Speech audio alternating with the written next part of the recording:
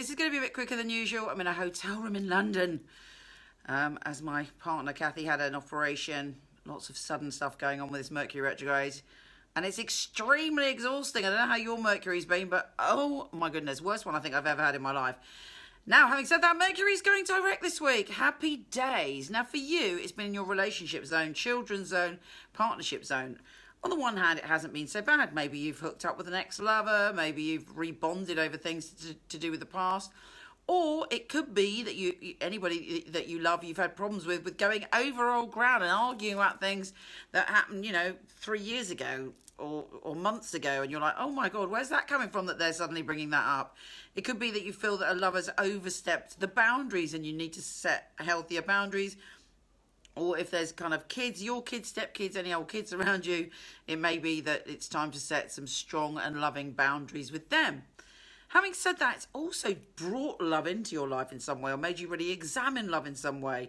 And this week there's more of that, particularly when Venus meets Uranus, and Uranus is in your relationship zone. So there's very strong messages about love and relationships coming your way. On top of that, Venus, the planet of love, is going into your pleasure zone. So it should be sprinkled with bits of fabulous. It's not all doom and gloom. But yes, it can be a bit misty, a bit foggy, a bit strange. And you're like, well, what do they mean? There's misunderstandings, but there's also intensity and pleasure. So quite a mixed bag for you. We then have Mars shifting signs and going into your energy. You're liable to feel quite primal, quite intense, quite passionate and quite full on all week. Emotions are likely to consume you in some way. Now you can turn that around. You can turn your emotions around and you can take the gold out of the situation by reflecting in the way that you find very easy to do, actually, because you're a Scorpio. Don't, however, focus on the negative. Focus on the bigger picture and your relationship to yourself fundamentally. But Mars is certainly going to give you real intensity and a desire to come back into your power, a desire not to be powerless in any situation.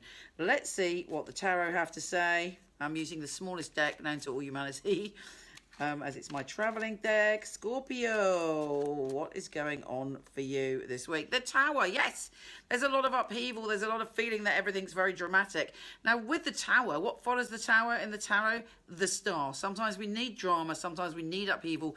Yes, there may be a shock. But after that, that's when you feel much calmer. You're not sure what's going on at the moment. Everything's a bit up in the air. When Mercury goes direct on the 29th, it starts to clear. And by mid-April, you're very, very clear. And then you're ready to go on an adventure. You're ready to explore again. You get the fire back in your belly. But right now, it's a little bit in limbo. It's a time for thinking. It's a time for percolating. It's a time for plotting. And it's a time for planning. And when the time is right, boom, boom, shakalaka, on you go. Take care, gorgeous soul. Come and visit me for Daily Tarot on Instagram at Michele Knight, Michele with 1 L. Lots of love.